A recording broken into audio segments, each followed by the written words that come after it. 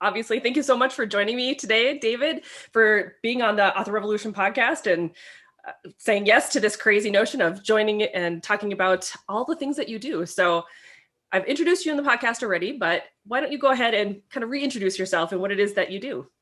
Well, my name is David Gaughran. I'm an Irish author, although I'm living in Portugal at the moment. I just moved over here just over a year ago, just before everything started shutting down. So I haven't really gotten to see the country yet. But I write historical fiction, and I also write books for authors as well. And I have a YouTube channel and all sorts of other stuff as well. That's fantastic. So now I got to know about the whole Portugal thing. How did that happen? Well, I've been eyeing up a move for quite a long time now. It's something like 10 or 15 years. And it just I've always wanted to do it. It just wasn't practical until recently. And so we bit the bullet then at the end, right at the end of 2019. That is awesome. Talk about fantastic. That's like one of those big moves where people go, how in the world? Now, why Portugal? Was it just something that you've always wanted to experience? I Well, there's assume? growing up in Ireland, we used to go to Portugal and Spain quite a bit on holidays. And I just always loved Portugal and always wanted to move here at some point or retire here or spend a good chunk of time living here. And I've actually been here a few times before, for a few months and when I was writing a book and things like that. So I was always kind of toying with the idea of making the permanent move. And then just the timing was right at the end of 2019. Well, except for the whole world going to hell in a handcart, except for that part of Right? the timing wasn't exactly perfect. But I'm actually glad we made the move before all that happened, even though, we didn't get an opportunity to make friends and stuff like that yet here. Oh, for But, sure. we've got a lot more space. We're living right beside a forest and a beach. So, if we want to get out there, but be away from people, it's very easy to do that here. So I was living right in the city centre in Dublin in a small apartment and a very noisy apartment. Oh, So I wouldn't have been able to do all these things on YouTube and other things that I'm playing with at the moment. that's fantastic. See, it was definitely meant to be then. Even if it did go to hell in a handbasket, at least you're able to to enjoy your space in a little more peace and quiet, I guess. Yeah, no, that has been huge, definitely, because my apartment in Dublin just turned into a massive construction site all around it. They were building these huge office blocks, like all these companies moving to Dublin because of Brexit. So like there was massive big buildings being built and these foundations just being drilled from like 7 in the morning every single day. Oh, So I had to get out of there. that would be brutal. That's like trying to record these types of videos when all the kids are home for distance learning. I've got four in my house. That's nuts. Yeah, the worst I Yeah. have is the neighbor's dog, and he's so cute you can't be mad at him. But he's definitely made an appearance in a few of my YouTube videos now at this point. Yeah, you might even hear our dogs. I have them in their little kennels. They're huskies. And of Oh, course, lovely. when they get I don't know, disenfranchised, I guess you'll start hearing them howl or talk. It's like, oh Yeah. geez. When they get It's all of a hungry sudden, every 10 minutes. right? And they're two boys, so of course they're, crazy as always. Oh my goodness. Okay, so obviously we've got a lot to cover in this episode. There's so much that we could unpack, and I would love to pick your brain forever, but we're going to try to keep it kind of narrow. But in the beginning, I mentioned, who you are, and that I've taken your starting from zero course, and that as a someone who's been in the indie author business for 10 years, it was very helpful even for me. I was trying to get a refresher as I was putting out my latest series last year. And so I really wanted to kind of see, okay, is there any kind of new stuff that I'm missing, anything that I can start to incorporate? So even though we're going to be talking about promo stacking here in a little bit, is that a really great place for newbie authors to kind of join your world and kind of learn more about what you do and how you teach? Well, I'm glad you enjoyed it because, while I'm used to getting 1-star reviews as an author that's been around for 10 years, you tend to pick up a few along the way. I've never had one live. So I was a little bit nervous there for a second when you started talking about it. But yeah, like the whole idea of the course actually came from me trying to manage my email inbox a bit better because like I've always got a few projects on Right. the go and I get a lot of emails from authors and I'm always trying to find better ways to manage that kind of inflow of emails, if you like. And usually if I'm getting a lot of emails on a particular topic, it means that I don't have a good enough blog post on something, or I need to do a YouTube video on something. So the whole thing about starting from zero was literally me being lazy, even though it sounds like a weird way to be lazy to make a whole course. But Right. it really was like the number one question I was getting. And especially in the last kind of year and a half, I just started getting lots and lots of emails from authors just saying like, what do I do if I'm starting from zero? Like, or, all this stuff you're talking about email automation or about Facebook ads or about whatever else is all very good. But how do I actually get started? Like these things that you're saying seem to assume that you're already set up, that you already have, your email list up and running, or that you already know how to do something like promo stacking, or that you even know what a promo site is, or that you know how to brand your book, or that what is actually a good cover for your genre. All these basic questions. And I think, self-publishing has just gotten so much more complicated from when I started 10 years ago, that there is that kind of gap now and that kind of gulf, where, we sometimes don't realize that we've picked up all these little skills and all these little acronyms and jargon and just like knowing which site to go to for a certain piece of information. And that, if someone arriving today, well, I don't think it's that much harder for someone starting today. I think they face broadly the same challenges. There is a lot of stuff that they just need to get set up with before they can really get going. So I wanted to give someone a kind of like gold-plated start in self-publishing, just like try and get them to focus on the right things as well, because I get emails from authors who mightn't have even released their first book yet, and they're talking about how to run these complex Facebook ad campaigns. And I'm like, hold on, like get 2 or 3 books out first, focus on the promo sites first, get your email list up and running first before you start spending money on Facebook ads, or spending a year or two learning Facebook ads, because it does take a lot of time as well as a lot of money. So I felt like newbies were kind of focusing on the wrong things. Like they were trying to jump to very complicated strategies, like maybe rapid release or something like that, before they'd even release something, and that is a difficult strategy for an experienced self-publisher, let alone someone who hasn't actually released anything yet. So I tend to find, well, this doesn't describe everybody. Some people seem to spring forth fully formed and can do everything. I don't know. I don't know where they get all that information from, but they're Athena in nature. Yeah, but I think there's a danger when you start, looking at these kind of flashier, more complex things, that you skip over the basics. Like how am I positioning myself in the market?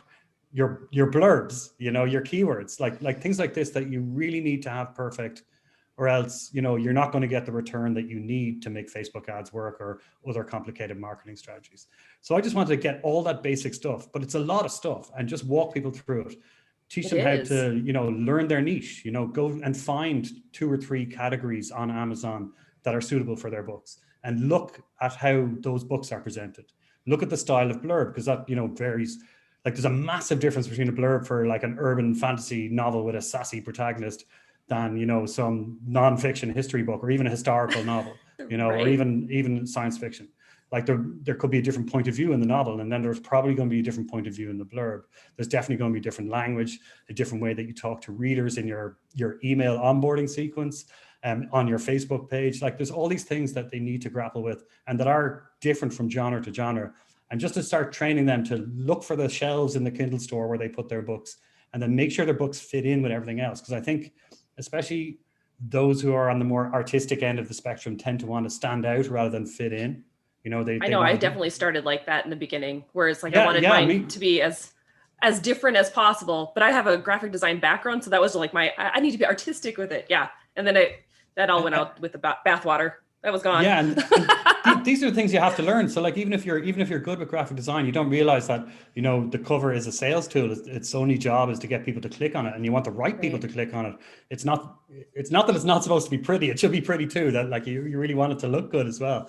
But it's most importantly, it should look like, not just like a romance, but like a historical romance. And even if you're writing historical romance, it should look like a Scottish themed historical romance. It should have a burly chap with a sword rather than a lady in a nice ball gown. And right. These little differences are important, and you've got to learn them. You don't need to learn them for every single niche. You just need to learn them for your niche. And you need to package your book so that it's like a bat signal to readers, that it tells them straight away, this is the kind of book that you love. And you can't be too subtle with that. This is probably something you had to rein in as well with your graphic design background, where, graphic designers tend to have these huge monitors that take up half the room, right? And so they all, yeah, right. So it's like the Battlestar Galactica or something. But right. when a reader encounters your book for the first time, it's not even on the nice sized image on an Amazon product page. It's often like that stamp, that thumbnail size. Thumbnail, yeah. In an also bought, or in a BookBub email, or in search results, or in something like that. So it really has to be kind of simple, striking design. So you often only have 2 seconds, or 2 milliseconds to grab somebody's attention on the internet. So it has to be really obvious. Like there's a reason why all romantic comedies have a cartoonish blonde weighed down with shopping bags, or why all thrillers will have a dead body or a bullet or police tape. It's not because the designers or the publishers or the authors are lacking in imagination. It's because they know you only have a second to grab someone's attention. And you do that by saying, this is the kind of book you love. Right. That is really important. And I think there's so much, I don't know, when you talked about the blurb part, it just makes me think too, there's so much that's changed even the past decade that since we started that, even if you don't get a really good grasp on it now, just continue to learn that concept of it, because you're going to keep coming back around. And by the time you really hone in those skills, the copywriting skills or whatever the case might be that you're trying to learn, your genre, it'll tweak a little bit, but it'll change, it'll shift just a little bit, but it makes even more sense in your brain as you're kind of going through the whole process. Or maybe you meet better people to help you create those things too. Yeah, that's something I had to grapple with a lot personally when I started in 2011. I was coming from a print mindset, because ebooks certainly hadn't taken off in Ireland. They were just starting to take off in the US. And it's something that I still have to deal with a lot when I'm talking to authors who are from my part of the world. Because they're coming at it from, all their authorial dreams involve like having, a hardback in the window or drinks with their editor or all these other things. And I have to try and get them to focus on the ebook market. So they have to optimize their entire business for selling ebooks. And it's not necessarily because we think ebooks are better. It's just because they're easier to sell, right? Right. And then when it comes to ebook marketplace, we have much more of a level playing field there than we do in the print marketplace. Like I would love to sell 1 million, paperbacks a week, but it's far easier to get digital sales going than it is to get print sales going. Not least because you're not going to be in every bookshop across the country when people can actually go to bookshops. But it's not just availability, it's not just distribution, it's marketing. It's so much easier to reach an owner of a Kindle than somebody who shops in their local indie bookstore. It's so much cheaper to do that as well. And you're facing far less competition for their attention. And you can track your efforts as well, so you can optimize. So Absolutely. That's the reason why we focus on the ebook market. And once you realize that, it kind of opens up your mind for all these other things that you were talking about. That my blurb doesn't need to be set in stone. I can change that anytime I want. I can change my cover anytime I want, my price, my title even.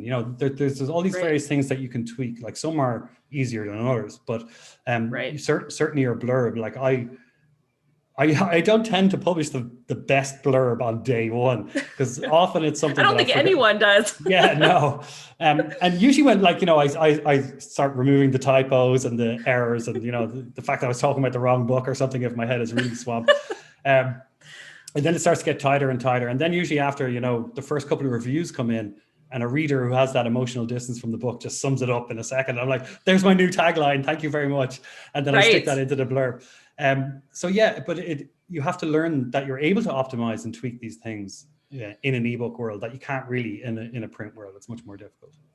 And what's really nice though, is like, if you have that aspect where you're pushing the promotions for your ebook, but you have a paperback book or you have an audiobook, it usually will filter in some degree to those. If your reader happens to see the ebook version of it, but they're actually a paperback buyer, they could end up buying the paperback, even though the promotion is actually for the ebook version. At least I found that. Have you found that to be the case? Yeah, certainly. You will always see a little bit of spillover into your other editions.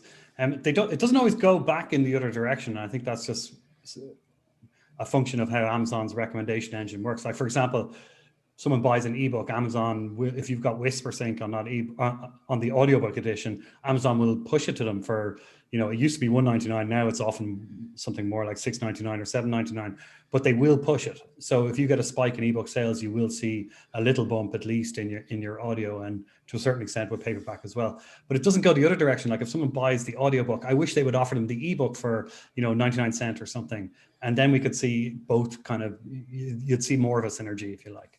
So I wish Amazon kind of linked up all those pieces a bit more, but it's cool that they do it at all, because some of the other retailers don't even do that. So I'm That's grateful very for true. it. For sure. Okay, so obviously this past month you came out with this new training video, and we're going to talk about promo stacking, because for me it was kind of one of those things that I stumbled on. Oh gosh, it probably would have been 2018, 2017. I don't know, somewhere in there. And it actually helped my first ever book that came out in 2013 become an international bestseller. So promo stacking. So when I saw your videos and I saw how you were laying everything out and your recommendations that you then posted in a blog post afterwards, I was like, this is awesome. This is exactly what authors who are looking to really make a splash with their books need. So can you give us a Cliff Notes version of, what you were talking about in that video? Obviously, I'll link to everything so that people can go back and watch your video and check out the rest of that entire awesome blog post. But I would love for you to kind of share a little bit of how promo stacking works and why authors need to know about it.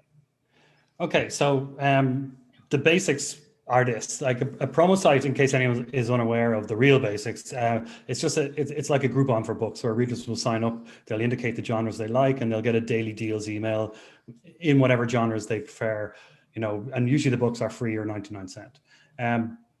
Promo stacking is where you run a number of those promotions, usually for like 4 or 5 days in a row, to try and tickle Amazon's algorithms into recommending your book.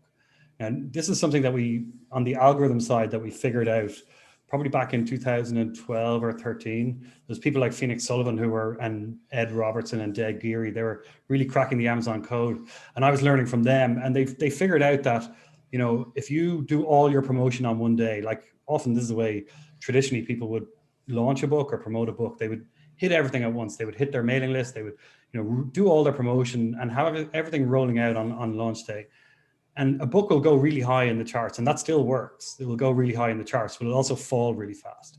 And if you've ever been lucky enough to have a BookBub featured deal, which is not just the biggest promo site out there, but probably 4 times bigger than all of them combined, you will have seen that effect. It might have thrown you into the charts. It could even throw you into the top 50 on Amazon, but then you'll fall very fast afterwards if there's nothing else, in the mix. And Amazon's algorithms are explicitly designed to do that. It's not so much that they force your book down, like I've heard some people describe it. Actually, I've described it incorrectly like that in the past. So sorry.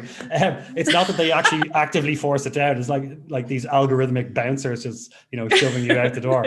It's more that gravity in the Kindle store is a hell of a thing, because I often think of it like, salmon going upstream and they're all leaping over each other, like hundreds of salmon at once. If you've ever seen that, it's quite amazing. Mm-hmm. And they're all kind of pushing each other down and leaping above each other.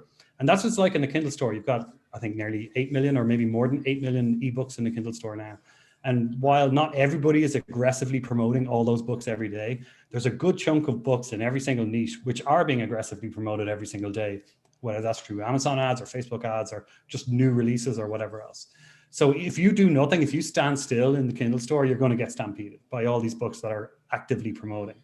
And so that's what happens if you have a BookBub one day and nothing the next day. You're basically standing still and you're getting steamrolled. Right. So we figured out that if you can string together, like if you spread your promo, like if you split your list over 4 days, or if you spread your Facebook ads over 4 or 5 days, or if you get promo sites and instead of having them all in one day, to have one on Monday, one on Tuesday, one on Wednesday, you won't go as high in the chart. So you won't have that same level of bragging rights, but you'll stay around for a lot longer, because Amazon sees that you're not just a one-trick pony. It's not just a flash in the pan, that this book looks like it has some staying power. So Amazon sees a few days of consistent sales, usually 4, usually 5 to be safe, I find is the way I like to structure it. Then Amazon will say, okay, well, maybe this is a book worth recommending to our customers. So Amazon will start recommending your book either on site in various places around the site. Like there's literally millions of slots around the site where Amazon recommends books, and Amazon sends out millions of recommendations every day to users by email as well. So it'll start doing both of those things. And then depending on the response, it will either continue to do that or do it even more, or it'll stop doing it if people aren't acting on the recommendations. So it's not as simple as flicking a light switch, but your very best chance of getting Amazon to recommend your book and to do the selling for you is to have 4 or 5 days of consistent sales instead of just like a one-off spike. So if you can manage that, if you can structure your launch or structure your marketing campaigns to have that consistency instead of a one-off spike, then you are greatly increasing the chances that Amazon will start supporting you and recommending your book to lots of readers. And promo stacking then is the easiest way to do that. Like, it's complicated doing this, with your list and Facebook ads and everything else, but promo stacking is a really easy way to start exploring this technique, because all you've got to do is book your ads on different days with the reader sites. And some of them will let you explicitly pick a day. Others, like ENT, you kind of take what you're given. But it's such a good site that, that's worth doing. But with other ones, most of them these days, you can pick a date on the calendar. So it's a lot easier than it used to be to do promo stacking, whereas before it was a bit more of guesswork. But these days you can actually pick the days in the calendar, block them off, and try and more or less have an even spread across the 5 days, or maybe 7 days if you're doing a Kindle countdown deal. So you mentioned evenly across, but I know that there are some sites that, say that it's ideal to try to almost scale them. Do you recommend doing it where you try to do like the sites that maybe won't have as great of a chance of getting sales and kind of work your way up to like the BookBub at the end, or does it really matter? Have you found? It gets quite technical, but let me make it very simple. What you're overall shooting for is a consistent level of sales, but increasing if anything. So you don't want a dip, right? So the best way to ensure that you don't have a dip is to scale it. But I just wouldn't take that to the extreme where you have a very small day one and then a kind of a medium day two and then a really big day three. I like to finish strong always with a promotion. I think that's good for a number of reasons. But I don't like to start very, very small. So I will start relatively strong and then just scale it up a little bit every day. That makes sense. That makes sense a lot. And like you said, some of the promo sites, you can't even choose the day. So you kind of have to work around, if you get your BookBub deal on the day you launch, well, then that might be day one that you're trying to do your promo stacking. And you're not going to go up higher than that unless you're working with ad spend on top of that. So that's craziness. Yeah, well, it's almost impossible to balance it out when you do have a BookBub. But in that case, then I would tend to have it towards the end of the promotion. But with a BookBub, again, you really do take what you're given and you're lucky to get it. So I think, trying to balance the promo kind of goes out the window when you have a BookBub feature deal, unless you have insane amount of money to spend on Facebook ads. But you're getting thrown so high in the charts that, if you can get it to stick anywhere on the way down, then, you're doing fine. Absolutely. So like I said, with this particular video, you did such a great job explaining everything in detail. And then you go on even further to give the blog post site. And so you give some really great recommendations on how to stack everything. One of the ones that I was surprised about, though, was in your discounted one. You recommended Robin Reads for those with 99 cents if you can only pick one. And you did that with Free Booksie as well for the free version, which that one totally made sense in my brain. But why Robin Reads? What kind of, do you have any experience with that, and why would you choose that one? Well, it was a very close call, honestly, between Robin Reads and ENT. And the sole reason I picked Robin Reads is because not as many people are aware of it as ENT, whereas most people know ENT already. So I just wanted to highlight Robin Reads as well. But I think I recommended 3 there pretty strongly out of the 5 or 6 to try and indicate, if you've got a lower budget, go for these guys. If you've got more to spend, loop in these 3 as well. And then Fussy Librarian, in fairness to it, it's better for free books. But considering the low cost of a 99-cent promotion there, I think that's a good one to throw into the mix. So there's not much between them in terms of,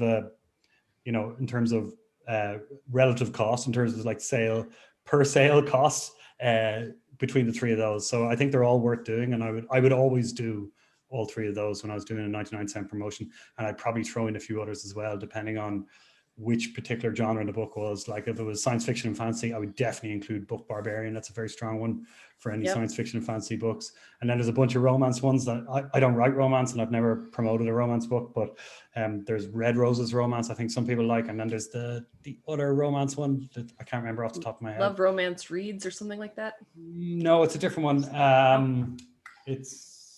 I can't remember. It's on the list of book promo sites anyway. There's another specialist site for mystery, thriller, and suspense, which is Book Adrenaline, which is run by the same guys as Book Barbarian. It's not quite as powerful, but then I think it's about half the price, so it kind of works out as well. But I just wanted to highlight in the post that there was a different set of recommendations for free books and for 99-cent books, because some sites would be much stronger with freebies, like Fussy Librarian is now one of the big, like it's really grown a lot in the last year or two. So if you only tried it a couple of years ago and you didn't see big numbers, I would recommend giving it another whirl, because that's probably the fastest growing free site at the moment. Free Booksie obviously is brilliant. Like that's, aside from BookBub, easily the best one for freebies. Awesome. Yeah, I've used Free Booksie. In fact, I recently talked with Clayton Noblet at Written Word Media. We were talking a lot about Free Booksie versus Bargain Booksie. And now obviously we have this series promo using Free Booksie, which is something that I wanted to talk to you about, because you mentioned that in the blog post and he mentioned it when we were talking, and I was like, how did I not know about this? Like really, like was I under a rock with this? I have 2 series. I should really be using this. But you mentioned that they have this series promo thing that's relatively new, I guess. So I'm just wondering if you could give my audience an idea of how that works, and if you've used it in the past and what kind of results you've had. Yeah, I have used it and it's great. And a bunch of my friends have used it as well with spectacular results, actually. And this is brilliant. In case anyone thinks I'm remotely biased, right? I love free Booksie's free promos. Bargain Booksie, I haven't had personally that great results with, and I don't think it really compares to free Booksie at all. And I never heard that good reports on their new release thing, the new in books. But the free Booksie series promo is genuinely brilliant. In terms of cost and return, it's probably one of the best promotions out there, and would even compare favorably to BookBub feature deals, not in terms of absolute scale, but in terms of just sheer instant profit. And it's a fairly unique promotion, and fair play to them. They really listened to author feedback on this. They heard a bunch of us saying that we were running ads to our series pages now on Amazon with Facebook ads and BookBub ads, and they thought, well, here's something we could do around this that nobody else is doing. And it's a really great promotion because not only does it run traffic straight to your series page on Amazon, and what you will find when you do that, whether it's with a free Booksy series promo or a Facebook ad, if you're running discounts across the series, you will get people buying the entire series all at once. And the more discounts you run across the series, the more you will see that effect. And it's pretty cool to see a bunch of new people coming in and buying your entire series at once, because aside from the money, right, which is good, I like money, I would like more of it. But aside from that, wouldn't we all? aside from that, one big problem we all face when we run a free promotion, even when we do it with BookBub or something, and you get 30,000 downloads or whatever, is a lot of those books, rather frustratingly, will sit in someone's TBR pile possibly forever. And in case anyone doubts how long readers genuinely will hoard a book, I haven't had a book of my own in Kindle Unlimited for over 4 years, and I still get reads on those books. So that's how long people will hoard it. And they only get to borrow 10 books at a time. So there's a strong incentive not to hoard, and they still do it. So it's even worse with freebies, right? Sure, if you take your own Kindle, right, and really go to the back of the archive, you'll see a whole bunch of free books that you never even looked at. And it only costs people a click, and they just forget about it. They move on to the next thing, and they're not invested in it in the monetary sense, right? They don't have skin in the game. But if you can convince someone to buy 2, 3, 4 books at the same time, you better believe that's going to go to the top of their TBR pile. So what I've personally found, and I'd love to hear from other authors if they found something similar when they run either the free Booksy one or other their own series promotions with series page ads. What I personally see, and this is my favorite part of it, is that people don't hoard those books. They jump on them right away. They either drop what they're reading and they start reading the series, or they make it the very next thing they read. Because you've got 3 or 4 books by that author on your Kindle now, and it's guilting you because you've bought all of them. You paid money for a few of them, right? And so you're going to read them, right? So that's really wonderful. So it's a really cool promotion. They spend time actually building a really kind of attractive page for readers. If you're not subscribed to the free Booksy email, I recommend doing it just to see what these actually look like. For sure. And they cost a little bit more, but instead of a free promotion where you're hoping to get sell through or sign-ups or whatever, future benefit down the line, you get a lot of instant income because people will buy, the entire series at once, because they're actually sending the traffic to the series page. And I think they link to the individual books as well. So they'll do a hard push on the free book one, and then they'll say, pick up the rest of the series here, and they link to the series page. And I think they link to the individual books as well, because international readers, I think the series page will only work in Amazon US Gotcha. and Amazon UK. I think they're the only 2 countries with series pages in English language anyway. And it's really powerful. And people will, if you discount the other books in the series, now they strongly recommend running a 99-cent deal on the book 2 when you're doing it with a free book 1, which I recommend anyway, just because I personally find that if there's a big step up in price from the freebie to the book 2, even if it's to $2.99, you'll lose quite a lot of people. But if you make it 99 cents, you get a lot more people. Yes. Yeah. So you see more of that instant sell through, which I always like to cultivate, because then I feel like I'm not going to be hoarded. I'm going to be read, because I want to be read as well as just like selling books. Absolutely. Absolutely. So with that in mind, then even though the free Booksie or the free book promos are obviously you're going to get a better traction, you're going to get more downloads. Do you think that they're still worth as much as than the 99-cent promos? Or how do you think those two fare against each other? You mean, is it better if you're like, let's say you're running a promo and you're trying to decide whether to do a free promotion or a 99-cent one? Yeah, let's forget the series for a moment. It's just one book. How do even though you might get 1,000 downloads for your free book, like you said, it might sit in the to be read pile forever. Do you think it still has value that way, or do you think? Absolutely. Absolutely. And now it depends if you've got several books out or you don't, and if you're in Kindle Unlimited or you're not. Those will change my answer a little bit. So maybe I'll run through all four use cases, if you like. Sure. That's not too corporate. If you've only got one book out there and it's a standalone, I don't see the point in doing a free promotion personally, unless you're explicitly using it to, drive email signups for a launch that's about to come, unless you have a very specific plan. If you're just doing it, just to get it out there, I don't think it's going to do a huge amount for you. But if it's the first book in a series, then obviously you're going to be seeing read through and sell through, and it can be an income generator for you.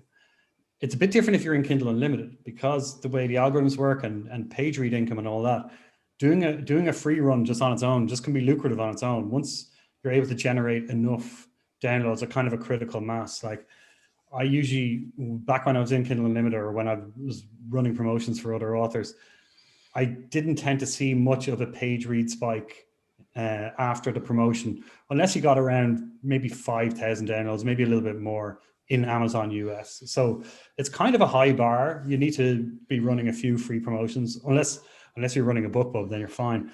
But once you got over that point, then I would tend to see, a few days after promotion, we tend to see a spike in page reads, and sometimes a really good spike, and that would continue onwards and really, pay for itself. But in general, I think free is best used. Like I love free. I love using free as a tool. It's one of my favorite tools, but I think it's best used as part of an overall plan.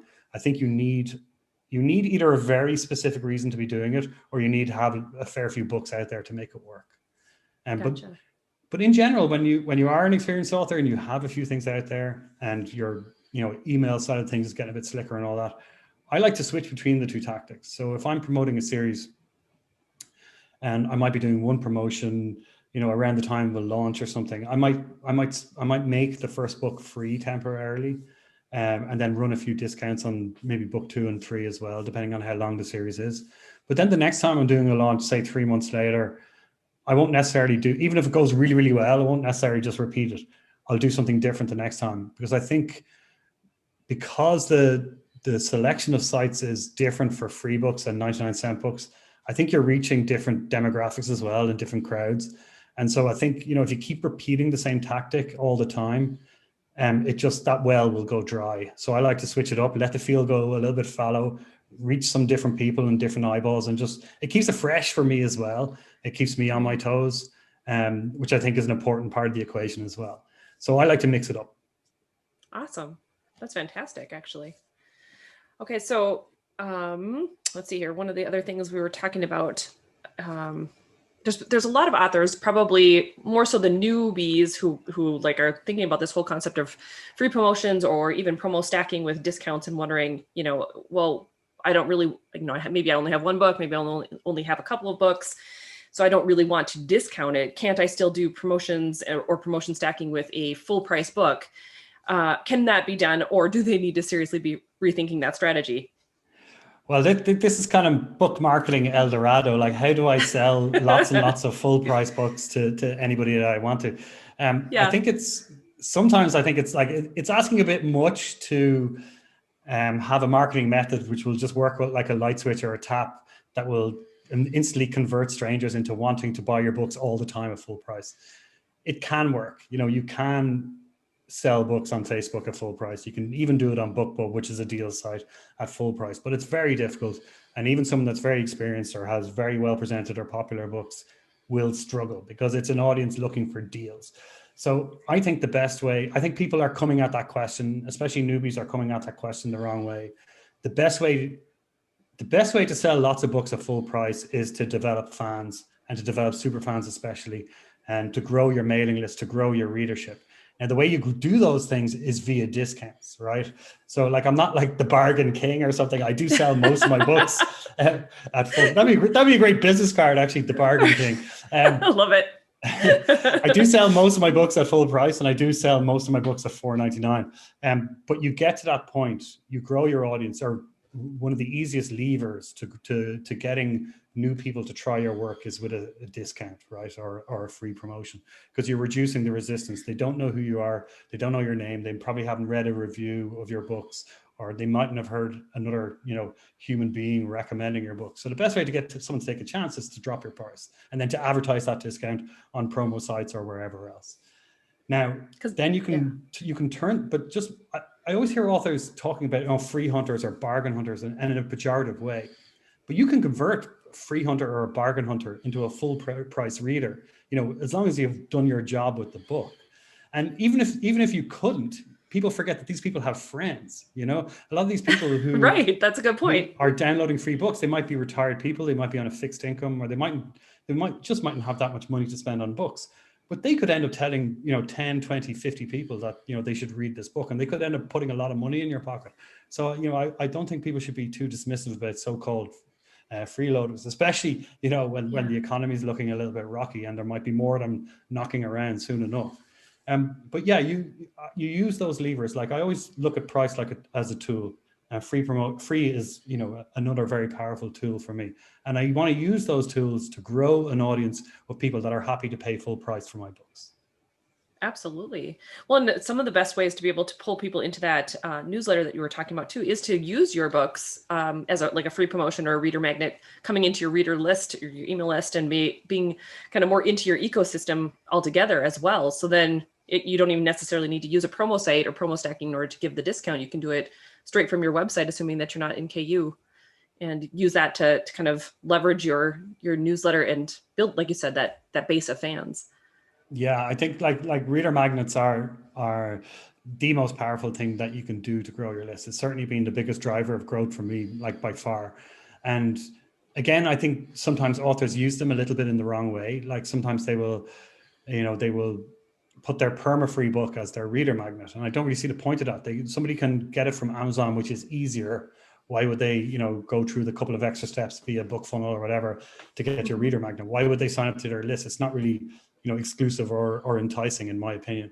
And sometimes people offer a book that's on sale on Amazon. Now that's a little bit better, because you are actually giving something now that people can't get elsewhere. You're giving them basically a discount, right? But I think to really work the reader magnet strategy well, you need to have a reader magnet. For me, a good reader magnet has two essential qualities. It's enticing, so it's something that readers actually want, and it's exclusive. They can't get it anywhere else. So the time when I have had most success with reader magnets is when I've taken something that I knew I could make money with and gave it away for free. It wasn't like I was looking, here's a book that's no longer selling, I'll just make a reader magnet out of it. It was something that I knew I could sell. I could launch this and I could make money with it. And I'm going to give it away for free and make it the only place people can get it on my list.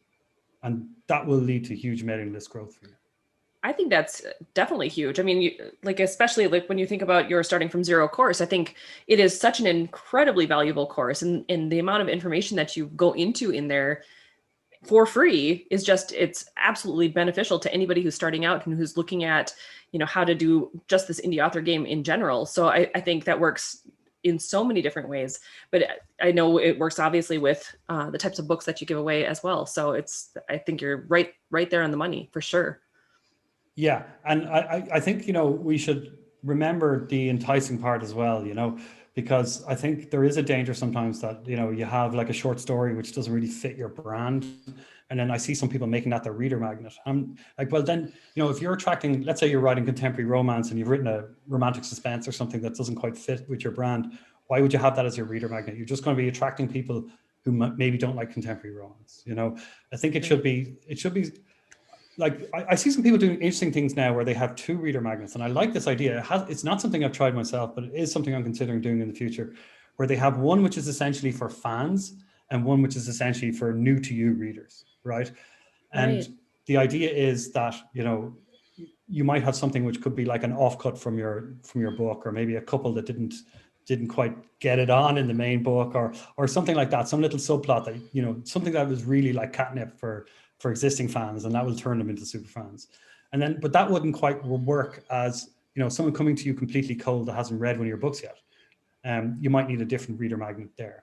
So if you're doing something like an aggressive mailing list growth strategy where you're leaning a lot on Facebook ads, you might consider having a different reader magnet that'll appeal more to people who haven't read any of your stuff yet. Because I think people are pretty good at coming up with reader magnets that existing readers will like and getting existing readers onto your list. But you have to remember there's another group of readers as well who might be interested in joining your list, who haven't necessarily read anything of yours yet. So that's not something I've personally done yet. I'm exploring it, but I've seen some people do it, and it's really, really interesting strategy. Have you ever looked at one of the things that made me think of is like Mark Dawson talks a lot about how he's done starter libraries in the past, where it's like the first books in certain aspects of series. So for example, if you have multiple series, do you give three book ones away and let them kind of choose what track to go down? Have you ever tried something like that, or looked into things like that before? I haven't tried that personally. The question I would have about that is, you know, is it not better to have one which is super enticing, you know, and use that to draw people in, and then turn the others into permafreeze everywhere and just increase the different kind of sources of readers coming into you? I don't know. Sure. You would probably have to try both and compare to see the results, but would be my gut reaction to that. Right. It was one of those things that I was looking at last year when I was launching that big series, and I was trying to decide, do I want to do, you know, a starter library to pull more people into my list? And it was a concept where I was like, well, I'll give it a try for a little bit and see if it makes a difference. And for me, at least, I didn't notice like a huge difference between people wanting a starter library versus wanting just a single freebie. So it was one of those things I kind of like set to the side and just did one book instead, or one freebie book. But it was an interesting concept at the time, just kind of going, let's see if that works. But maybe the thinking was like, box sets are so attractive. Like, what if you gave people a box set as a reader magnet? So I can understand why, you know, the thinking behind it. But from my perspective, just as a reader, maybe other readers feel differently, but just putting my reader hat on, like one really enticing free book is going to appeal to me maybe more. And maybe it's easier to market that because you can, you know, you have a tagline for that book, you have, you know, a bit of marketing sales copy. It's easier graphically to make, you know, a Facebook ad for something like that, I think. And it's just a bit more focused, I think. So I think if you have one really attractive thing, I think putting two half attractive things beside it doesn't make it more attractive overall, and might even make it less, because you're kind of muddying the picture a little bit, maybe. I don't know. I think so too, a little bit, because then it's like, okay, which book do I read first then? If I've got three different books and they're all kind of equally sounding okay, and then you kind of get that whole cognitive dissonance where it's like, nope, I'm not going to read any of them because I don't know which one to pick. So yeah, it's like, we don't want that either. I think that is a danger, especially in the kind of, I think it was Jeff Bezos, or was one of those internet entrepreneur people who said something like, the currency of the internet is attention, right? Yeah. And there's always so much distraction everywhere that I'm always trying to think about the pathway that a reader takes from, you know, not knowing anything about me to being a super fan, and all the different stages along the way. And I always worry, like I spend a lot of time thinking about things like my end matter at the back of my books. I know authors like to list out every single thing they've written there and put on all the links, and they're like, well, you know, you never know where you might pick up a sale. I get it.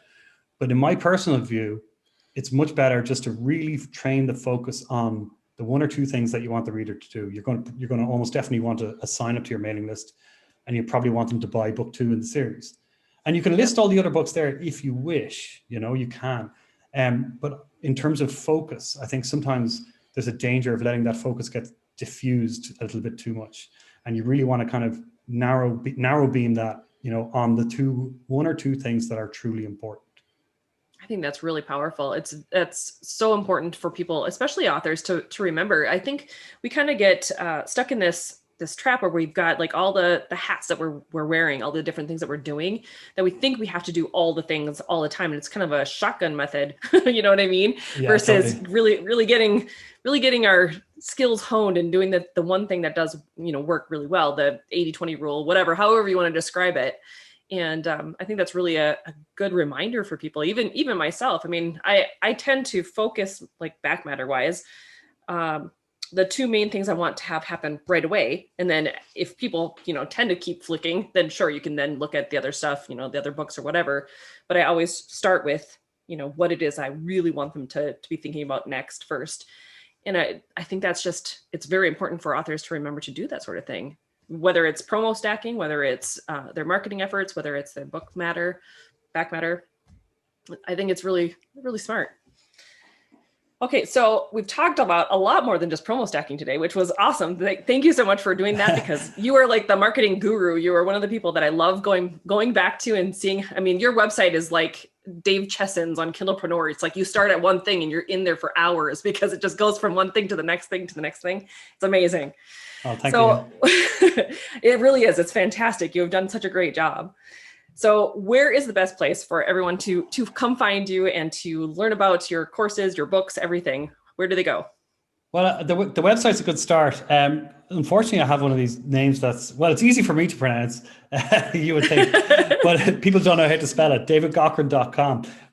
But if you go to marketingwithastory.com, which people should be able to spell, that will redirect you to my website. So it's a handy one to throw out there on podcasts and the like. Awesome. That's fantastic. And I'll make sure to post everything inside the show notes for today as well, so that if anyone wants to make sure they're clicking to the right site, we've got you covered. So, well, thank you so much for joining me today. I am so grateful that you said yes when I reached out and was like, hey, I know this is like this weird chick kind of reaching out of nowhere, but I loved your promo stacking video. I want you to come talk about it. So I appreciate you saying yes. Well, thanks for having me along. This is pretty much the only way I get out of the house these days. So I was very grateful for the opportunity. Absolutely. It's about the only time I get out as well. It's really weird. It's not even out, but it's out. I don't know. Well, thank you so much. And I am looking forward to seeing more coming from your camp and all the great stuff that you got coming up on your site. All right, cool. Thank you very much.